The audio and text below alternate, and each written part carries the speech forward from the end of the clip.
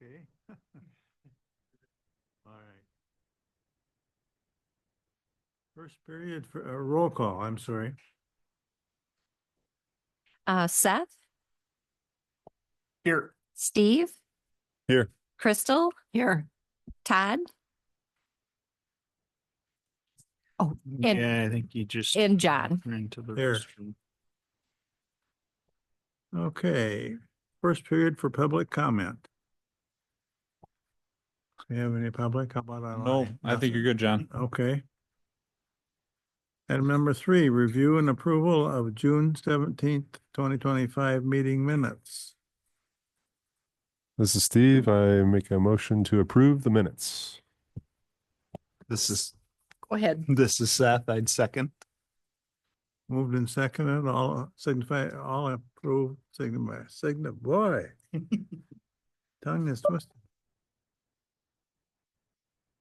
Signify by saying aye. Signify by saying aye. Aye. Okay. Oh, Item number 4, license approvals. Okay.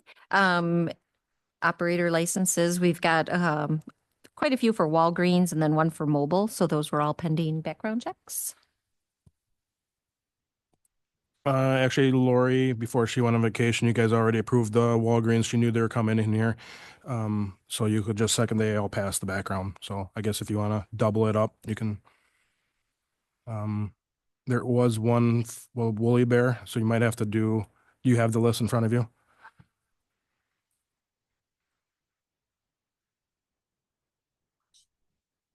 We have a copy of it in the packet. Okay. So the one for mobile and then the rest of them. Yep. Todd, yeah, Todd from mobile. There you go. There's your list.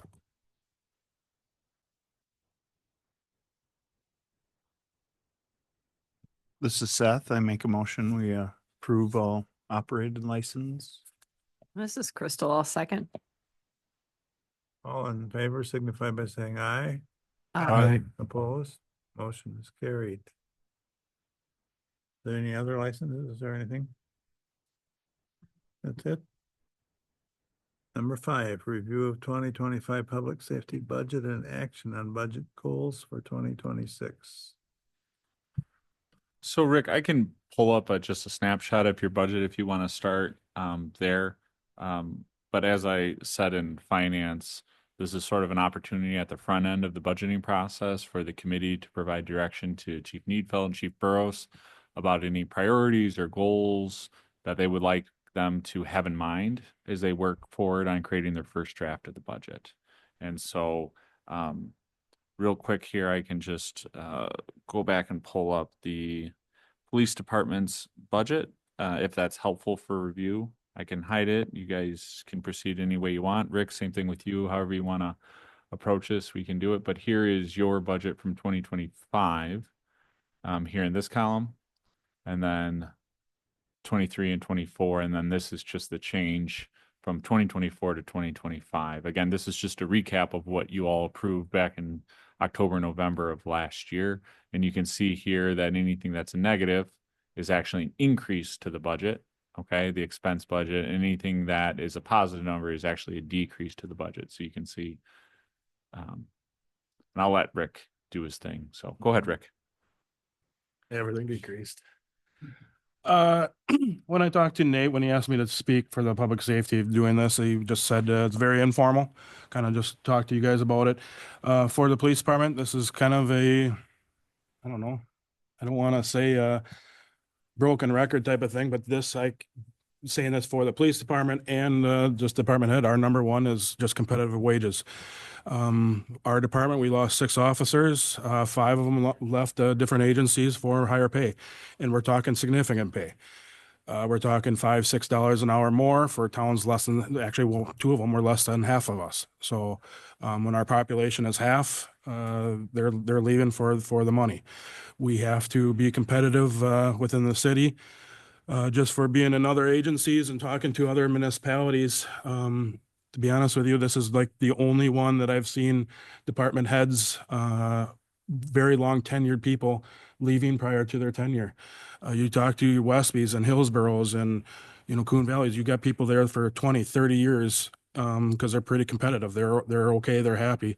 And we're losing them to other municipalities. So this is not just a police department thing. This is a clerk's thing. This is an administrative thing. We got to be more competitive. So my number one is just, we got to be competitive with wages.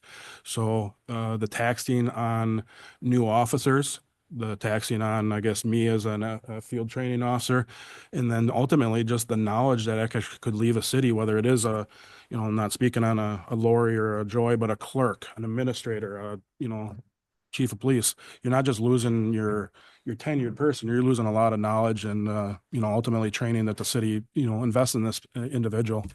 So ultimately, my number one is just to get our wages. So we don't have a revolving door and we have people that are vested in the city and we throw training at them and they stay.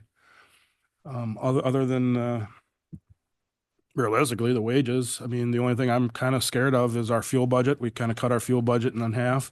Fuel is so variable and fluid with, just with oil and gas prices, but, I'm afraid with that one where it doesn't limit our responses or what our, I guess, our goals are. So we don't make people come to us, just us being out there. I'm pretty nervous about our fuel. I was pretty confident that we could kind of do it, but with the fuel prices, I mean, I don't see how I'm going to be really close to not being over. But other than that, for our 2025 or I guess 26 budget, wages would be my number one, and just kind of getting some of our operating budget back, mostly in like fuel and maybe some training, because our training budget is going to be close too, because we're going to have so many new officers. So for example, losing Lieutenant Sutton to a smaller agency, sorry, bigger agency, but third shift patrol, is you lose all that training that he has. So then when we hire a new person out of the academy, we have to send them to, you know, different courses that the academy doesn't offer. So it is a little investment. So our training budget 3 years ago was easy to do. We actually had a surplus, I think, every time since I've been here. But with the turnover, we could be flirting because you have to send these officers to different trainings throughout the year. So that would just is my 2 cents with the budget. Anybody have questions for Rick? I'll ask a couple. Just because they go to a smaller, I don't know, department. So is it because they can get more pay because there's less officers on as a department? It could be twofold. So one of the examples was actually our city of Arcadia. So they kind of had all the officers, if you read it in the paper, kind of all left at the same time for various reasons. So once they were kind of building up, they know that they were unable to really fill it up with their wages before. So they offered it to everybody. Nobody applied. So then they jumped the pay, and then all of a sudden they're stealing officers, senior officers. Actually, they're stealing them from Trumbull County, Osseo, actually Viroqua, and they're going to Arcadia because they actually got a $6 an hour raise from what we. So it wasn't just smaller agencies. You kind of know your environment as well. You know, if I'm City of La Crosse, we have a bigger pool to kind of pull from because there's more people in that general area. Viroqua, there's just not that many people that are going to live in Viroqua, Madison, or sorry, La Crosse or Madison and work in Viroqua.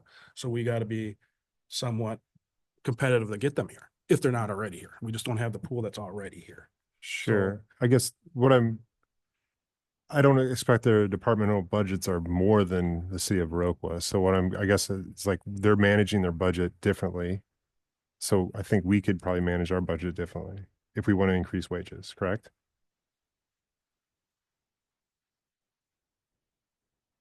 I think I know what you're saying. Yeah, we probably, yeah. I mean, I feel like the money is there. Maybe we don't get new squad cars as often. Maybe we, like there's certain things where it's like, yeah, I agree with you. I think we should invest in people over certain things, right? But I think there's ways to make that work.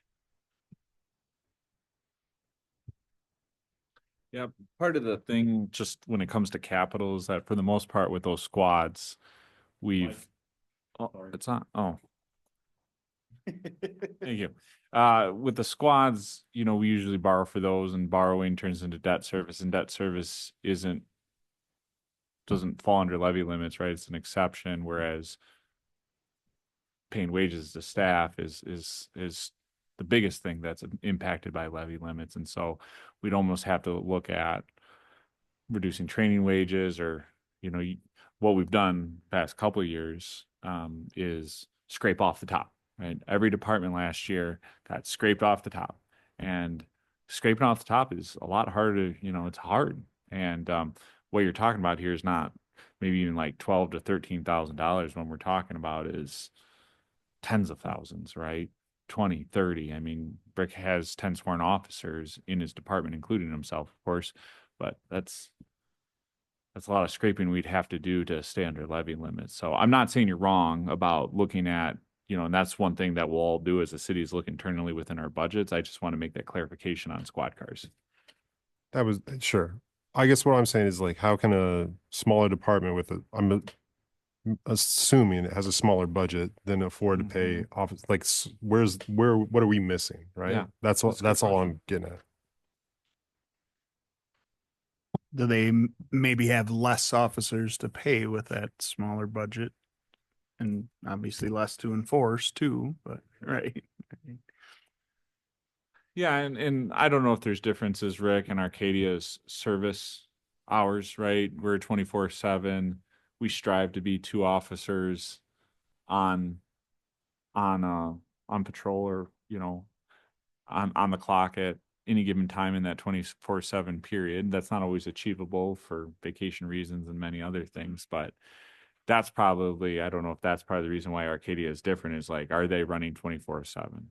Are they running more than that? Are they okay with just 1 officer per shift, right? I don't know. Those are good questions. This is a squeaky wheel thing. I mean, when I was chief and I retired 23 years ago, we were having the same debate, and we were never able to kick ourselves in the butt, so to speak. And if we go over limits or whatever, we need to go over limits, because we can't keep going backwards with several departments. It's just gonna continue to bite us. And one day it'll bite hard. Not already with Rick losing 6 people. That's rough.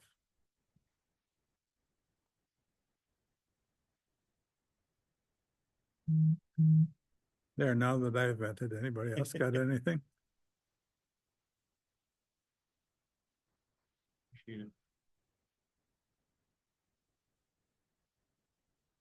I think we're still on the same agenda item. We can just flip to Chief Burrows, John. Yeah, yeah, okay. Chad? What do you want to know? Can you bring mine up too or no? Of course I can.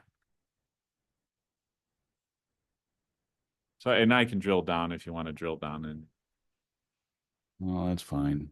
So I guess we'll start kind of where we're at for the year. It looks fairly healthy at this point. I'm a little worried about payroll for the response side of things. It's just been another busy year. Had quite a few big fires early on in the year, but so far things stay normal. Let's just say I think we'll slide right in. But all it takes is a few big fires again, or longer calls.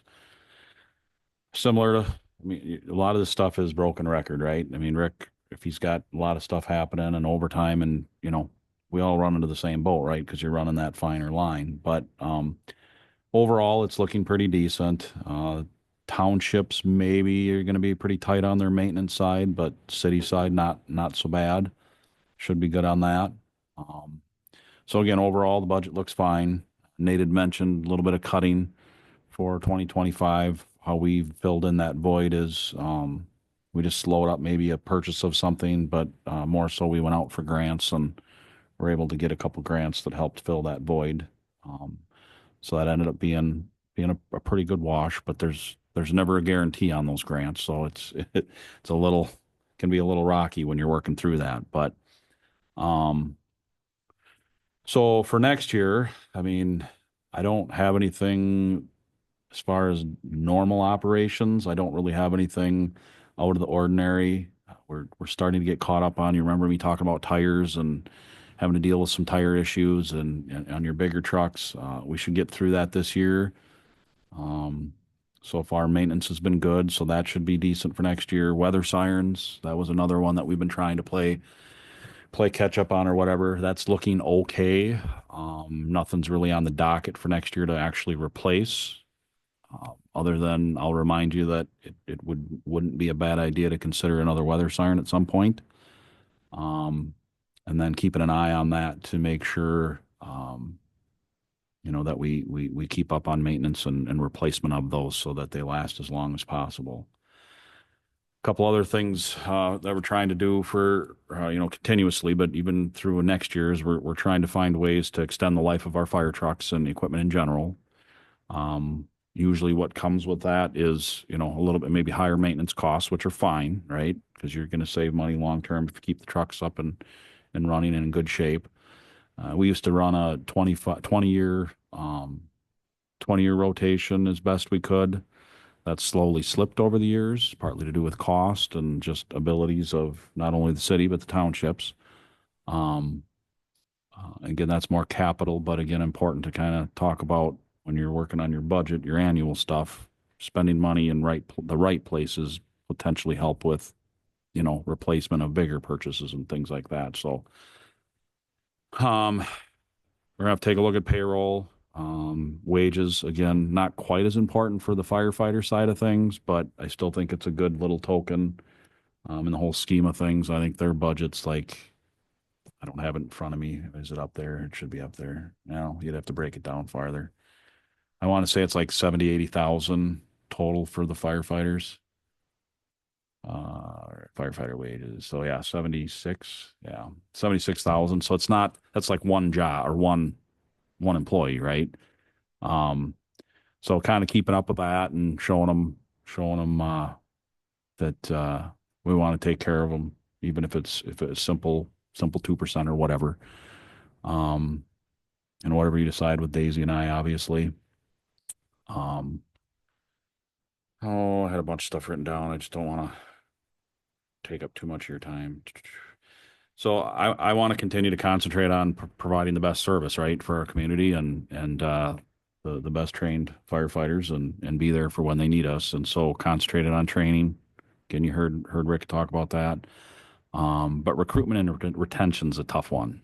So I'm starting to see a little bit of burnout with our members.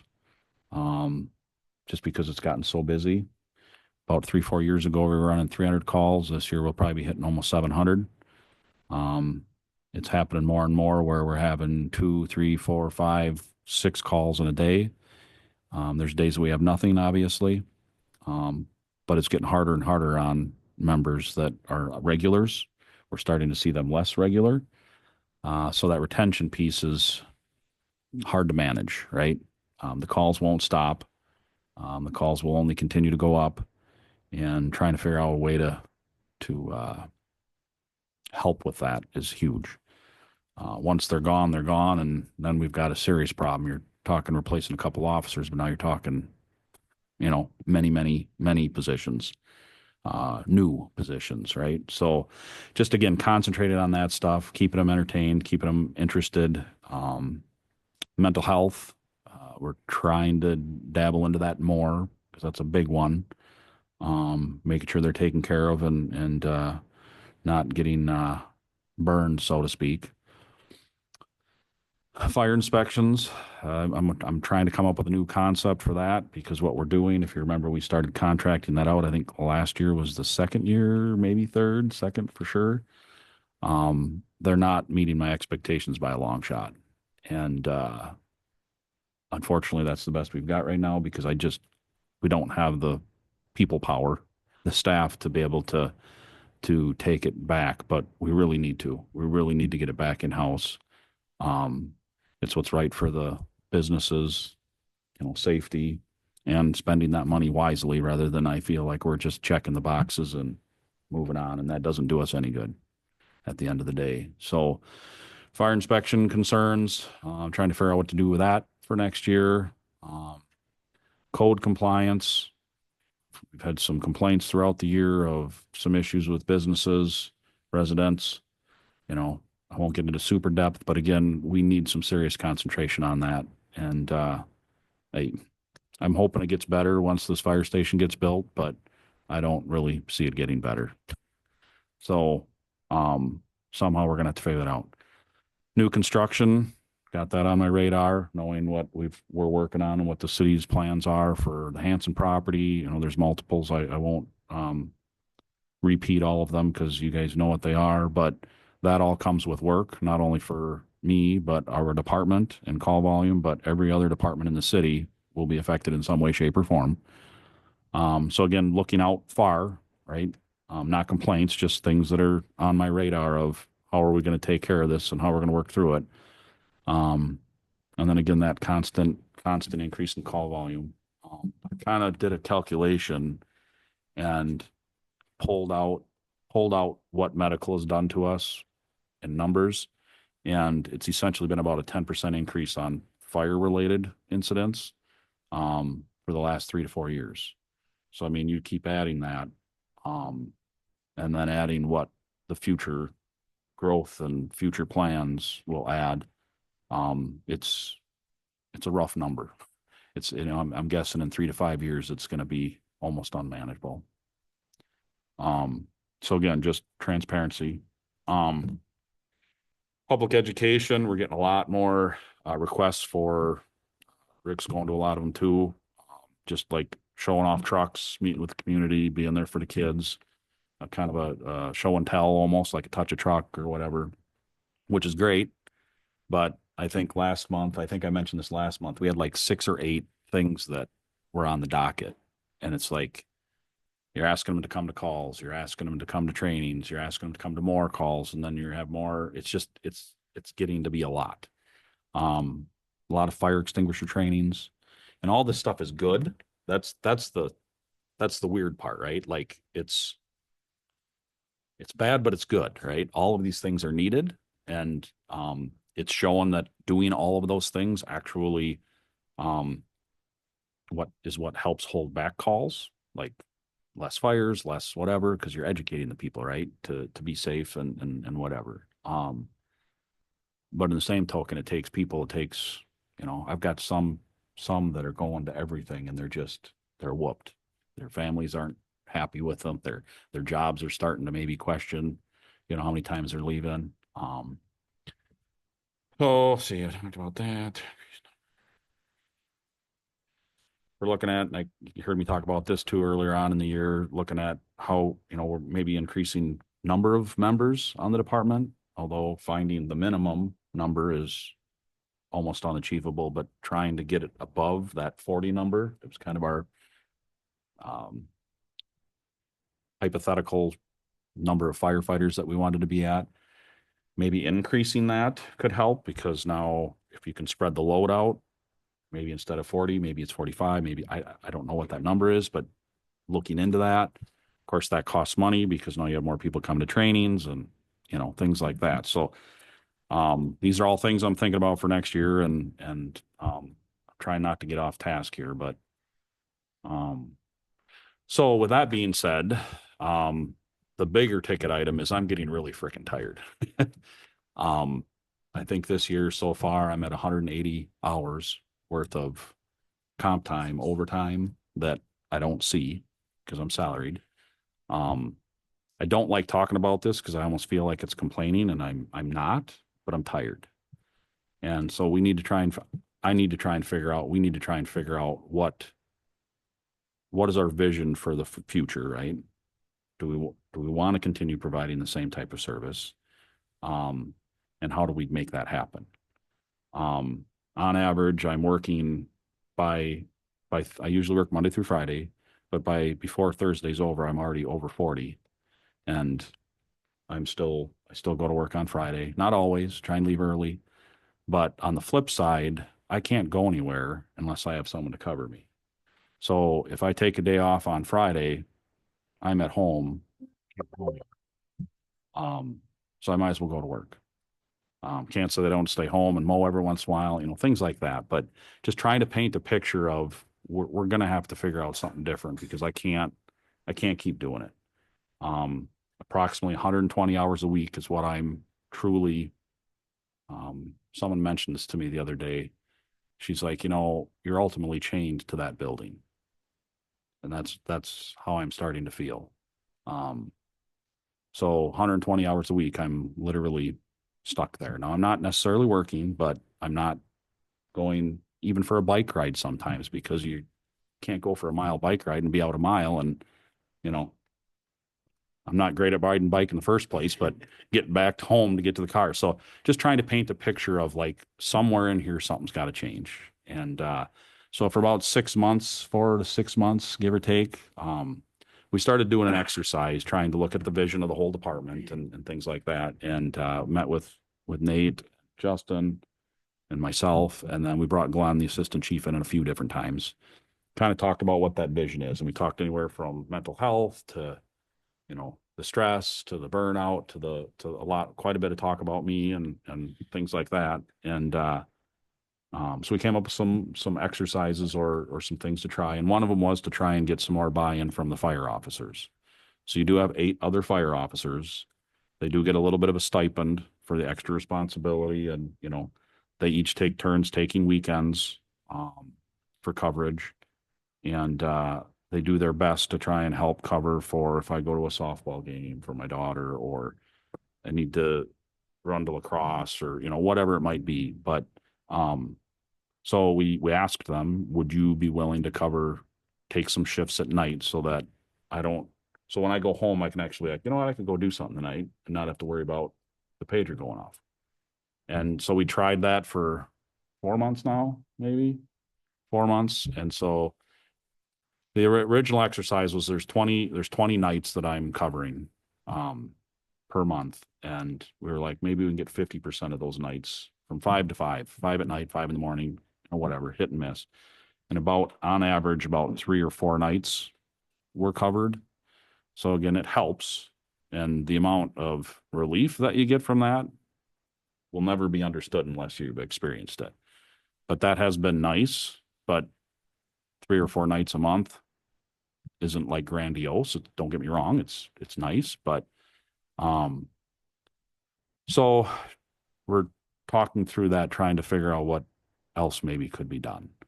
The fire officers have told me that they're not able to or even willing to do much more because again, they're already covering weekends. They are trying to cover when they can. They're going on a lot of calls, some more than others, but whatever. So the ask, and it's not money. Like I could say, I'll give you $10,000 a year to help. And they're going to be like, I have work, family, stuff like that. So it just doesn't fit the bill anymore because the busier we get, the harder it gets. They'd cover a weekend before and they might go on 1 call. I think, was it Glenn this weekend? He had, 8. I think he had 8 calls on his weekend shift, which he's fine, but it just, so now his weekend was rough and now whatever. So was there anything else we kind of chatted about? So we're looking into what might be some other options. And I really don't know what that is, but I can't continue to keep doing the job of what I'm doing, I guess, without some type of plan. And continue the same type of service. So, we've talked about going backwards, talked about, different things like that. And I for one, I would not entertain that without force, especially as we're growing and getting busier and things coming up. We can't go backwards. That's insane. So, but with that being said, I think talked to the mayor obviously about it, Nate about it, a little bit to John, maybe, not quite as much in depth, but so that's my picture. I don't have a specific ask, but I'll throw it out to you guys of, where are you at or what are your thoughts? What have you heard from the community as far as needs or where you'd like us to concentrate our efforts and things like that. We're trying to do it all. And it's pretty hard to do it all the way we're structured. Just one question I have, and I hate to even bring it up, but how long can we keep up with the volunteer fire department, do you think? Are we getting to a point? Good question. So I'm always talking to fire chiefs, trying to figure out, what's the next step? How does that look? A lot of them have very consistent answers, but a lot of communities have little different angles, right? Like you guys are talking about, like, is it part or is it 24/7 coverage? Is it, for the police department and things like that? So they all have their own little niches. So it's hard to do a true comparison. All I can tell you is they all tell me when you hit 600-700 calls, you better start coming up with a plan. And what that plan is, some of them do medical transport, some of them have them doing other things, some of them have them doing building inspections, but they start bringing in more full-time people because it's just not manageable, and if you don't watch it, you lose those volunteers faster, which then you don't have a choice. You're going out for referendum and you're hiring, whatever set number of firefighters. And I think if we manage it right, new station's going to help. There's some really good positive vibes coming out of them. Our juniors are very positive and bringing in positive energy for the firefighters. So those are things you can do to calm the waters. Good education, good mental health. I mean, we're dabbling in all of that stuff to extend the time, and I don't have a magic timeline. All I know is the more care we take with what we've got and adding as best we can, will extend that time before we have to consider more. But yeah. So years ago, when John was there too, you had some retired chiefs and some retired people. He had struggles too, and you talk on your own, obviously, to fill in that, but there's a little bit more flexibility with that, maybe because they were retired, right? They weren't leaving their job. There was, things like that, but you fill in that void if you want. But it's just always been a struggle. People like their own time, right? And that's getting worse with the younger ones, where their time is important. So paying them a little bit doesn't mean as much, and good for them, right? Go live your life too, right? But it's not a knock, but that's definitely a change. And so I don't know if that's helping answer your question, but it's sooner than later, it's coming, and it's the day-to-day stuff, right? It's the education stuff. And I mean, the calls are enough, but then you start adding all of those other pieces, and it's too much. We can't get them to do. We were talking about fire inspections earlier. We need to bring that back in. We absolutely have to, but we don't have anybody to do it. And we used to pay the firefighters to do it, but none of them are, we pay them $15 to go do a fire inspection. They can get 4 done in an hour. That's $60. That's good money. But I'd rather go fishing or, spend time with my family or whatever. It's not worth it, so you kind of get backed up against the wall, and we either keep moving forward and doing what we're doing, as in growth and expectations and doing the right thing, or we start going backwards and we pay less attention to some of this stuff. And that is not on my list, by the way, because we've done a lot to get here. I know what's coming down the road, and this is not the time to go backwards, because we will hit a wall and it won't be a good day. Yep. So, yep. Anybody else? Does anybody else have any goals or priorities they would like to share with the chief that he would like him to consider as he walks into the draft budget in the next few weeks?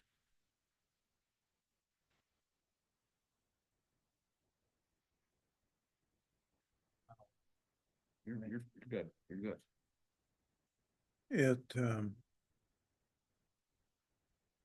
Back when I was chief, and that's 23 years ago or whatever it is, had the same problems, but not nearly to the extent that Chad's dealing with. I mean, we had years where we had 35 calls and we thought we were busy. And now we're, what, did you say 700? Getting up to close to 7, yes. I know of 3 departments where I've talked to personally that all said somewhere in 3 to 4, it varied from 300 to 600, but in the hundreds, you're hitting a breaking point where something has got to give. And I think we're there. I really do. Anybody else? Police department updates.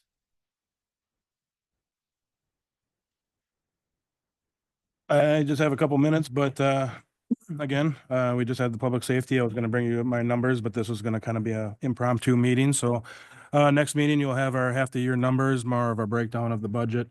I guess staffing issues, but yeah, I mean, we're making it work right now. Thank you. I know it doesn't seem like it some days, but it is appreciated.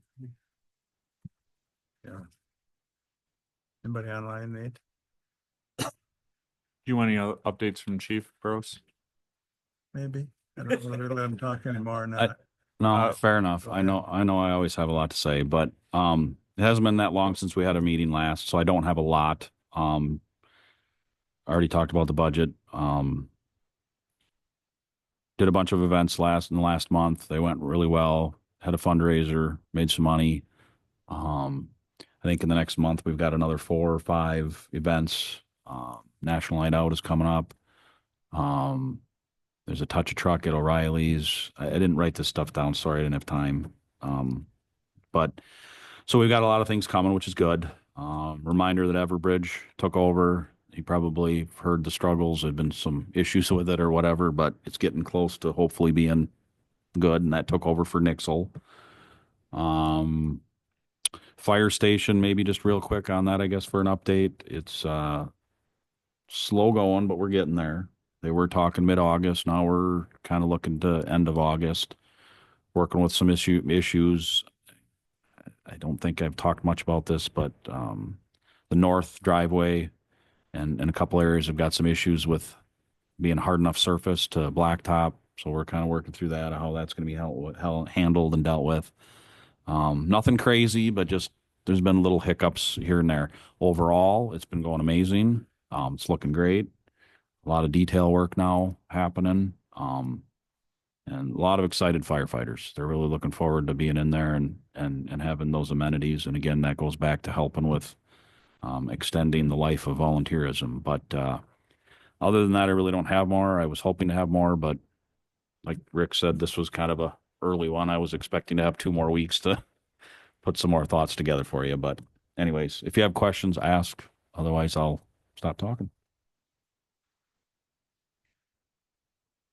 Anybody? Okay. I know you were pretty optimistic about the recruitment numbers and some of the new people coming up. Is that still the case? Are you getting more interest all the time, or? Not great shakes, but yes, some positives. So we've got the 4 juniors that are doing well. They've got some time yet. But we do have 2 applications, a 3rd one coming. Haven't had really time to digest them, but we've invited them in to kind of start participating to get to know us. So there is some buzz. There's a little bit. I wouldn't say it's great shakes, but it's positive. Sometimes we go months and months and months with nothing. And, last couple months we've had probably 3 or 4 inquiries and, these 3 applications. So it's huge. Yep. Thank you. And the building isn't done yet. I mean. Hopefully. Hopefully, Yep. yes, Yep. exactly. So. Anything else? Second period for public comment.